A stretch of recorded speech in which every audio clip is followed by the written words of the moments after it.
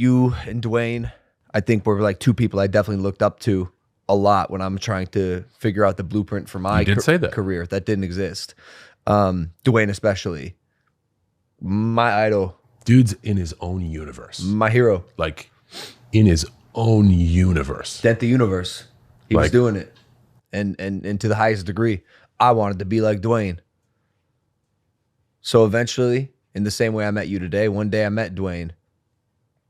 He was just as cool in person as I thought he was on TV. He's awesome. Made content together, went mega viral, 70 million views, 50 million views. Linked up a couple times. Visited him on set of Ballers. Like, I would have considered us acquaintances at least, you know. Kind of like me and Dua Lipa. Kind of like you and Dua Lipa. Maybe even closer, dude. I would say closer. Closer. I would say closer. We're just coworkers. He was just great. And then and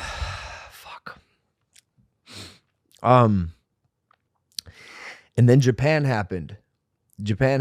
And you know, I could go into so much depth about my remorse and the place that I was in and the faults that I made at that time in my life. And I had to really rewire my brain and backtrack and ask myself like how I let that happen and what went wrong in my life where like I thought that was okay.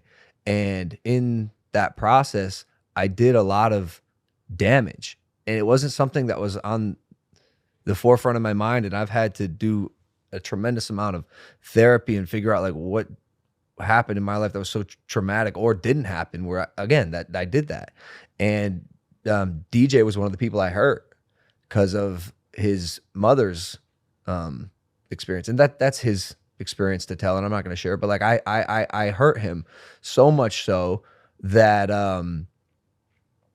he basically wanted nothing to do with me. And rightfully so. I knew I let myself down. I knew I let my fans down. I knew I let my family down. But my idol too, man, it just stung so bad. And it wasn't like I got the call from him. Got it from the publicist. And it's not like he did anything wrong. It just like, I think my ego told myself that I'm going to fucking remember that. And if I ever become great one day like you, I'm going to remember this. And I'm going to remember the way I was discarded. And again, rightfully so.